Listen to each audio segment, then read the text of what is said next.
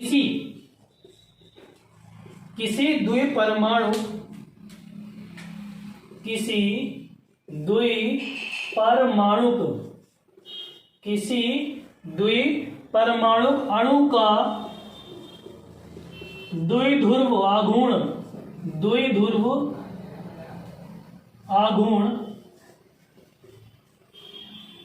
ठीक है, द्विध्रुव आघूर्ण हो गया,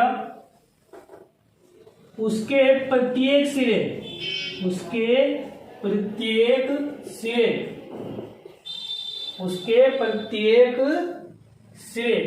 चाहे वो धनावेशित या ऋणावेशित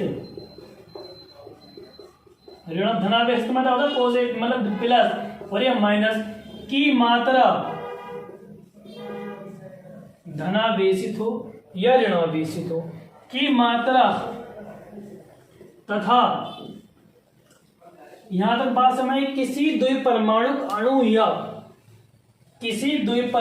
अणु का द्विध्रुव आघूर्ण उसके प्रत्येक सिरे धनावेशित या ऋणावेशित की मात्रा ठीक है की मात्रा तथा दोनों परमाणुओं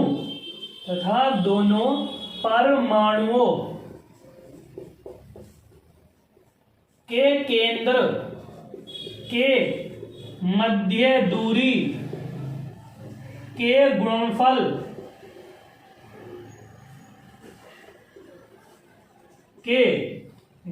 के क्या होती है, वो बराबर होती है। बात समझ में आ रही है नहीं आ रही है?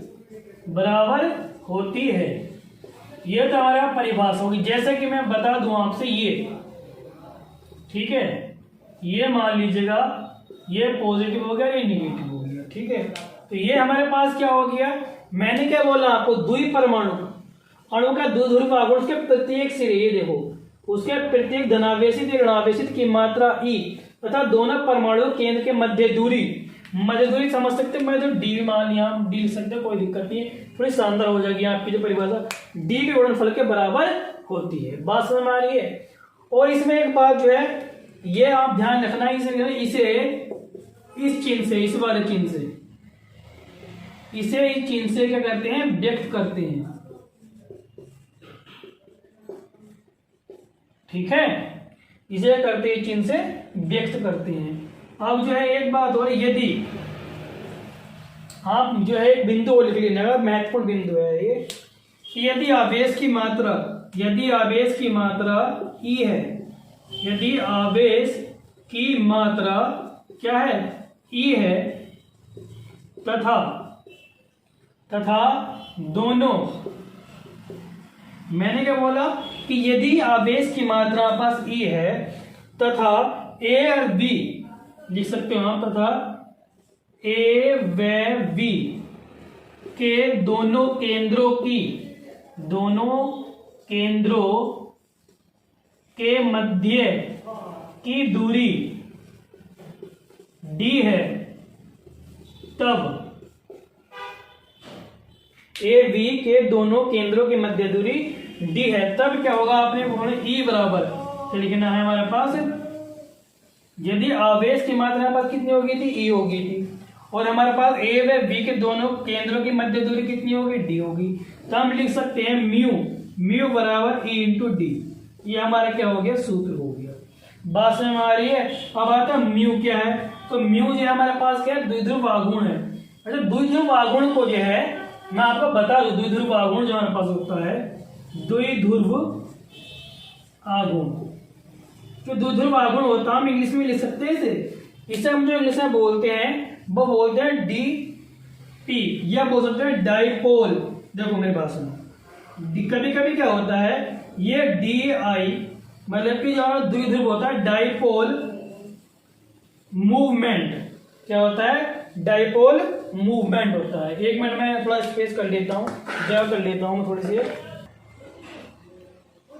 ये हमारे पे स्पेस हो गया, तो मैंने जो है ये लिख दिया है द्विध्रुव आघूर्ण जो होता है उसके इंग्लिश में बोलते हैं डाइपोल मूवमेंट। कभी कभी अगर डी और एम लिखा आ जाए तो ये मत समझना क्या है, ये क्या बला है, क्या चीज दे दी, कुछ नहीं, ये द्विध्रुव आघूर्ण का ही शॉर्टकट है डी और एम। हम डाइपोल मूवमेंट को जो है शॉर्ट में लिख सकते हैं डी और एम। बात समझ में आ गई है। इसकी परिभाषा हो गई, कैसे व्यक्त करते हैं, फॉर्मूला हो गया। पूछिए दूसरे बार का तो म्यू, इसे बोलते हैं म्यू बराबर ई इंटू डी। बात समझ में आ रही है नहीं आ रही है? बहुत बढ़िया।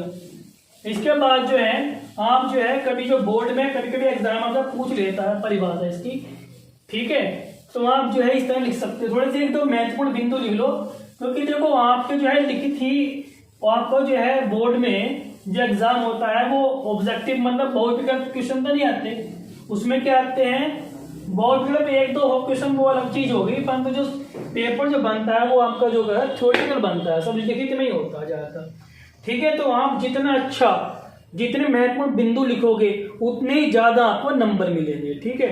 तो आप इसमें दो तीन और जो है क्या करने हैं, बिंदु आपको करने हैं, जोड़ लेने हैं। ये मैं आपको बिंदु बता रहा हूँ, जो दो तीन आपको महत्वपूर्ण बिंदु है जो आपको इसके बारे में लिख लेना है। ये पूछ लेता है कभी कभी एक दो नंबर में आपसे पूछ लेता है, तो लिखा है द्विध्रुव आघूर्ण, मतलब कि मैंने बोला डी और एम लिख दिया मैंने। जो डी और एम है, जो इसकी इकाई होती है कि इकाई मतलब समझते हो तुम, बहुत बढ़िया अच्छी बात है। इकाई जो होती है वो होती है डी वाई इसे डी से कर सकते हम व्यक्त कर सकते हैं, इसे डी वाई क्या होती है बात समझ आ रही नहीं आ रही है? क्या होती है डी एम की द्विध्रुव आघूर्ण की इकाई डी वाई होती है, और वन डी वाई यहाँ पर ये मेन पॉइंट है। वन डी वाई मतलब एक डी वाई बराबर कितना होता है 10 के पावर -18, 10 के पावर -18 होती है यहाँ पे, कितनी होती है 18। और इसका जो मात्रक होता है वो होता है, मात्रक मैं बता रहा हूँ आपको, मात्रक में लिखना है, मात्रक को लिख लीजिएगा आप ESU सेंटीमीटर, ये क्या होता है इसका मात्रक होता है, ठीक है। ये आप जो है लिख लीजिएगा बिल्कुल। तो ये हमारा द्विध्रुव आघूर्ण जो था हमारा, द्विध्रुव आघूर्ण का हमारा जो है मैंने इसके डिवाई मतलब इसका मात्रक बता दिया है, इसकी परिभाषा बता दी है, इसको कैसे व्यक्त करते हैं। अब जो है मेन मुद्दा जो आ रहा है, अब आप उस पर ध्यान दीजिएगा। जो हमारे पास डी और एम होता है ये लिख लीजिएगा आपके यहाँ पर होता है दो प्रकार का। सबसे पहला जो है हम लिखते हैं म्यू बराबर 0, उसके बाद दूसरा होता है म्यू नॉट इक्वल 0। तो इन्हें क्या बोलते हैं ये ध्यान दीजिएगा। तो जो ये होते हैं हमारे पास ये हो गया, इसे जो हम क्या बोलते हैं, मैं आपको इंग्लिश और हिंदी मैं दोनों में आपको इसे बताऊंगा। इसे बोलते हैं अध्रुवीय। क्या बोलते हैं? अध्रुवीय, मतलब कि ये होता है नॉन पोलर। क्या होता है? ये होता है नॉन पोलर। ये हो गया हमारे पास अध्रुवीय हो गया। इसी के अनुसार मैंने ये बताया, इसे बोलते हैं हम ध्रुवीय मतलब कि पोलर, और इसे हम बोल सकते हैं ध्रुवीय। बात आपकी जो है क्लियर है? ध्रुवीय, ठीक है, मतलब कि पोलर हो गया हमारे पास। अब जो हमारे पास अध्रुवीय है और जो हमारे पास ध्रुवीय है, देखो मैं जो हूं इसकी बहुत अच्छी पहचान बता रहा हूं। जहां पर अध्रुवीय मतलब कि जिसका जो म्यू जो 0 होगा ना, उसमें क्या होगी, सममिति पाई जाएगी। मेन पॉइंट क्या है, उसमें सममिति पाई जाएगी। जिस यौगिक में, या कह सकते हो आप जो है जिस अणुओं में क्या होगी, सममिति पाई जाएगी, वो क्या कहलाएंगे, अध्रुवीय कहलाएंगे। सबसे मेन पॉइंट है सिमेट्री, इंग्लिश में बोल सिमेट्री। तो इसमें क्या होगा, मेन पॉइंट क्या होगी, इसमें पाई जाएगी हमारे पास सममिति, सममिति पाई जाएगी। इसमें जो हमारे पास क्या होगा, असममिति, इसमें असममिति होगी, ठीक है। जिसमें भी सममिति होगी वो क्या कहलाएगा, ध्रुवीय होगा। जैसे कि मैं आपको बता दूं उदाहरण देकर, अब जो है मेन जो ट्रिक आने वाली है, बहुत शानदार ट्रिक आने वाली है, ठीक है, ठीक है। तो मैंने आपको ये कहा था, अब जो आता है मेन जो बिंदु हमारे पास महत्वपूर्ण बिंदु, जो ट्रिक अब शुरू होने वाली है, बिल्कुल भी जो है वीडियो पर डटे रहें, लगे रहें। अब जो मैं ट्रिक बता जा रहा हूं बस यहीं पर जो है सब चीजों का निचोड़ है, देखते रहिएगा। मैं आपको जो है लेके चलता हूं तुरंत, देखिए किसी भी आप जो है किसी भी अणु का जो है तुरंत ही किसी भी अणुओं में आप जो है तुरंत ही कैसे निकाल पाओगे द्विध्रुव आघूर्ण। तो मैंने आपसे क्या बोला है, सबसे पहले हम लेकर चलते हैं 1, मतलब जो है म्यू बराबर 0, इसे बोलते हम अध्रुवीय। अध्रुवीय तो अध्रुवीय कब होगा, इसकी थोड़ी सी हमको कंडीशन मतलब शर्तें हैं। शर्तें क्या है यहाँ पे देख लीजिएगा। शर्तें हमारे पास जो है, शर्तें ये हैं कि मैं आपको जो है शर्त बता रहा हूं। हम ले लेते हैं ट्रिक 1। मैं आपको इसकी 2 ट्रिक बताऊंगा, बहुत शानदार ट्रिक होगी। सबसे पहले जो है मैं ले लेता हूं ट्रिक 1। मैंने आपको बोला है सममिति। सममिति सममिति मैंने क्या है आपको सममिति जो है बोला है, या इस सममिति को हम सममिति बोल सकते हैं। क्या बोल सकते हैं, सममित। बात एक ही है, मैंने आपको सममित बोला। जो सममित अणु होंगे, क्या होंगे, जो सममित अणु होंगे उसमें 0 होगा। जैसे कि मैंने आपसे उदाहरण ले लिया BF3 का ले लिया, ठीक है। मैंने आपको सबसे पहले उदाहरण ले लिया BF3 का ले लिया, मैं ले लिया BeH2 का ले लिया, मैंने CO2 का मैंने ले लिया, ठीक है। इसके बाद जो है मैंने BCl3 का ले लिया। बात समझ, BF3 का बता देता हूं। जैसे कि मैंने B है हमारे पास, ठीक है। तो हमारे पास जो B है, अगर आप B की जब बनाओगे तो इस तरह से कुछ बनेगा। ये ठीक है। हमारे पास जो बनेगा, एक मिनट दोबारा अच्छे से बना देता हूँ बढ़िया से। जो हमारे पास बनेगा BF3 का हम बनाए, तो जो BF3 हमारे पास होगा वो इस तरह से होगा। यहां पर देख लीजिएगा,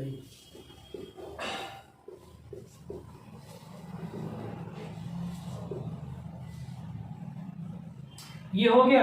तो आप देख रहे हो उसमें जो B है हमारे पास, तीनों के B के जो बात F है, F में F जो है तीनों तरफ है, मतलब F और F में क्या होगी, सिमेट्री होगी, मतलब कि सममिति होगी। तो इसका मतलब जो है इसका म्यू जो हो गया 0 हो गया।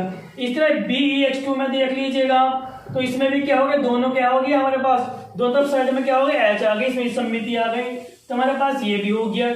इस तरह CO2 देखे तो CO2 जो है हमारे पास इस तरह से हो गया, इसमें हमारे पास क्या आ गई, सममिति आ गई। सममिति आ गई तो ये भी क्या हो गया हमारे पास, 0 हो गया, ठीक है। ये हमारे पास क्या होगा, 0 हो गया। इस तरह BCl3 इसका भाई हो गया, इसमें भी क्या होगा, सममिति आ गई। तो आप जो है सममिति निकाल सकते हो। मैंने आपको एक कंपाउंड जो है, मैंने आपको जो है एक और दिया, मैंने आपको क्वेश्चन दिया, सबसे बढ़िया शानदार तरीका बताऊं। जैसे CH2 हो गया, CH2 डबल बॉन्ड CH2 हो गया। तो आप सोच रहे होंगे सर इसमें कहां पर है सममिति, इसमें भी सममिति है। देखो 2 हाइड्रोजन इधर है, सेम कंडीशन यही है, 2 हाइड्रोजन में इधर है। मैं आपको खोल के दिखा देता हूँ, ये देखिएगा, ये हो गया हमारे पास, ये हाइड्रोजन हो गया, ये हाइड्रोजन डबल बॉन्ड हो गया, ये हाइड्रोजन, ये हाइड्रोजन। तो जैसा रूप ये है वैसा ही रूप ये है, तो दोनों में सममिति आ गई। सममिति का मतलब मैंने चुन, बस शर्त हमारे पास क्या है, सममिति। जिसमें सममिति होगी वो क्या होगा, अध्रुवीय हमारे पास होगा। तो यहाँ पर आप लिख लीजिएगा कि जो जिसकी जो आकृति होगी रेखीय होगी, अब बढ़ती रेखीय वाली हमारे पास, ठीक है। तो हमारे पास जो है सबसे बढ़िया सममिति में ये सब क्या है, ये सब रेखीय आ रही है। तो ठीक है, इसमें सममिति हमारे पास जो सममिति हो रही है, सब में क्या हो रही है, मिलजुल के हो रही है। ये सब क्या हमारे पास हो गए, अध्रुवीय हो गए। और बताता हूँ मैं आपको एग्जांपल, जैसे कि मान के चलो CH2 हो गया, देखो ये भी क्या है, 2 आगे, इसमें सिमेट्री होगी, मतलब सममिति हो गई। तो ये भी हमारे पास क्या हो गया, इसका म्यू हमारे पास क्या हो गया, 0 हो गया, मतलब ये भी हमारे पास क्या हो गया, अध्रुवीय हो गया। तो ट्रिक 1 तो हमारे पास हो गई ये सबसे पहले, जिसमें भी आपको सममिति दिखाई दे, इसमें भी सममिति दिखाई दे, उसमें क्या हो गया हमारे पास, ये हो गया। अब बात आती है कुछ कंडीशन शर्त की बात आती है कि देखो हमने जो है इस तरह निकाल दिया, अब इसी को हम जो है नंबर 2 टाइप से निकालेंगे। मतलब कि ट्रिक नंबर जो 2 हो गया, आप ट्रिक नंबर 2 से इसे बहुत आसान तरीके से निकाल पाओगे। अब मैं आपको ट्रिक 2 बताता हूं संकर्ण द्वारा। संकर्ण द्वारा कैसे आप जो है किसी की जो है आप जो है क्या निकाल सकते हो, म्यू बराबर 0 निकाल सकते हो। बहुत आसान तरीका है, मतलब कि अध्रुवीय हो गया ये। देखो कैसे निकालना है। मैंने आपको जो है इससे जो है पिछले लेक्चर में संकलन वाले मैंने आपको तालिका बनाई थी, जिसे मैंने लिखा था AB2 AB3 लिखा था। उसमें संकलन क्या था, SP था, SP2 था, ठीक है। और मैंने जो है आपको लिखवाया था AB और L, मतलब इसमें L2 था और 2 था, मतलब जो है इसमें था आपके पास SP3D, था कि नहीं था, बात समझ आए, ये था कि नहीं। उसके बाद मैंने आपको एक और लिखवाया था AB4L2, इसमें हमारे पास SP3D2 था कि नहीं था। ये हमारे पास 1 हो गया, 2 हो गया, 3 हो गया, ये हमारे पास जो है 4 हो गया, बात समझ आ रही है। तो ये जो हो गया हमारे पास, जैसे कि मैंने आपको बताया था संकलन द्वारा कैसे निकाला, 3 मैंने पॉइंट बता दिए। अब दूसरी बात, यदि AB4 है, वो AB4 है मतलब SP3 है उसमें संकलन, परंतु SP अगर 3 है, अगर में सम्मिति है तो हमारे पास अध्रुवीय होगा, सम्मिति नहीं है तो वह अध्रुवीय नहीं होगा। दूसरी बात, षष्ठकोणीय ABC में SP3D2 होगा। यदि वो षष्ठकोणीय है मतलब कि उस पर SP3D2 आ रही है संकरण, अगर उसमें सम्मिति आ रही है तो वो हमारे पास क्या होगा, हमारे पास क्या होगा, वो जो होगा हमारे पास अध्रुवीय होगा। और सम्मिति नहीं आ रही तो नहीं होगा। जैसे मैं आप एग्जाम्पल ले लेता हूँ, बहुत शानदार एग्जाम्पल है, मैंने एग्जाम्पल जो है लेना है वो ले लिया मैंने, SF6 ले लिया। तो देख रहे हैं, तो ये हमारे पास SF6 हो गया, तो इसमें संकलन निकालते हुए SP3D2 आ गया, आगे नहीं आ गया। तो इसमें क्या हमारे पास क्या, इसमें सम्मिति आ गई, क्या आ गई, इसमें जो है सम्मिति आ गई, सम्मित है ये, इसलिए इसका जो म्यू होगा वो 0 होगा। इसी तरह जो है हम ले लेते हैं इसको AB4SP3 को ले लेते हैं। जैसे कि मान के चलो CCl4 हो गया, अगर इसमें निकालते हैं SP3 हो गया, परंतु क्या है इसमें, ये सम्मित है, सम्मित जब आप सब बनाओगे इस तरह से बन जाएगा ये, तो ये सम्मित ना हो गया क्या भाई। तो जिसमें भी सम्मिति आ जाएगी तो वो जो होगा हमारे पास क्या होगा, जो होगा वो जो हमारे पास अध्रुवीय होगा। बात समझ आ रही है या नहीं आ रही है, बहुत बढ़िया हो गया ये, बहुत बढ़िया। मैंने आपको षष्ठकोणीय का बता दिया, सम्मिति वाले का बता दिया, मैंने इसका बता दिया। अब आगे इसका, जैसे कि मैं ले लेता हूं इसको, तो आपने देखा होगा I3 माइनस है, I3 सॉरी ये वाला इसका एग्जाम्पल है AB2L2। अगर हम इसको लेकर चलते हैं तो ये 5 है कि नहीं। तो इसमें क्या होता है, हमारे पास SP3D आता है, परंतु इसमें लोन पेयर हमारे पास कितना आते हैं, 3 लोन पेयर आ गए। तो हमारे पास ये क्या हो गया, म्यू नो, ये हमारे पास हो गया म्यू बराबर 0 हो गया। क्या हो गया, म्यू बराबर हमारे पास जो है 0 हो गया। दूसरी बात, इसका एग्जाम्पल ले लिया मैंने SP3, ये ले लिया मैंने SP3D2 वाला जो मैंने एग्जाम्पल लिया था आपको अभी, तो मैंने बताया था SF6 ले लो, जो भी आपको जो है करना है। उसके बाद ये दोनों जगह, इन दोनों अगर हम बात करें तो BeF2 की ले लीजिए, तो इसमें SP आएगा, ये इसमें जो सम्मिति हो गई। अगर हम इसकी बात करें तो मैंने आपको BF3 वाला बताया था, इसमें SP2 आ गया, तो सम्मिति है। जिसमें भी सम्मिति, देखो ये संकलन जो मैंने आपको लिखवाए हैं, ये सबसे पहले ये दोनों कंडीशन है, इसमें सम्मिति पाई ही जाएगी। जिसमें SP2 आएगा उसका म्यू 0 होगा, जहां पर AB2L3 आएगा, SP3 में 3 लोन पेयर आएंगे, सम्मित होगा, 2 लोन पेयर आएंगे, सम्मित होगा। यदि SP3 आ रहा है उसमें क्या है, सम्मित है, तो तब भी क्या हमारे पास ये होगा, षष्ठकोणीय AB6 है, सम्मिति आ रही, वो भी हमारे पास म्यू बराबर 0 होगा। तो ये शानदार ट्रिक जो मैंने बताई आप इस तरह निकाल सकते हो। अब बात आती है हमारे पास क्या, म्यू नॉट इक्वल 0, तो जस्ट क्या कर देना है, इसका उल्टा कर देना है। जो मैंने आपको म्यू बराबर 0 में पढ़ाया है, इसका जस्ट उल्टा ही जो होगा वो ये होगा। बस आपको कुछ याद नहीं करना, आपको कोई एक चीज ये याद कर लेना है, इसका आप उल्टा कर देना, तो वही क्या होगा, हमारे पास ध्रुवीय पोलर हो जाएगा। जैसे कि मैं आपको लगा लूं H2O हो गया, तो H2 हमारे पास पोलर होता है, देख लीजिएगा। ये जो है अलग है, इसकी आपकी जो शेप आती है, इसकी जो शेप आती है वो B आकृति आती है, B आकृति। तो B आकृति इसमें से मिल रही है, नहीं मिल रही है। तो जब इसमें से नहीं मिल रही है तो ये हमारे पास क्या हो गया, ये हमारे पास हो गया पोलर, मतलब कि ध्रुवीय हो गया। इसका उल्टा जस्ट करने देना आपको, ठीक है। तो जो मैंने आपको ट्रिक बताई है बहुत शानदार बताई है। इसी के साथ जो है आप हमारे चैनल टीच केमिस्ट्री को जो है सब्सक्राइब करिए, इससे भी बेहतरीन जो है मैं आपको ट्रिक ला के दूंगा, ठीक है। इसके लिए जो है आपको मैं सब्सक्राइब करना पड़ेगा, सपोर्ट करना पड़ेगा, तभी मैं आपको इतनी बढ़िया इससे बेहतरीन मैं आपको ट्रिक ला के दूंगा। इसी के साथ हम अगले लेक्चर में मिलते हैं। धन्यवाद।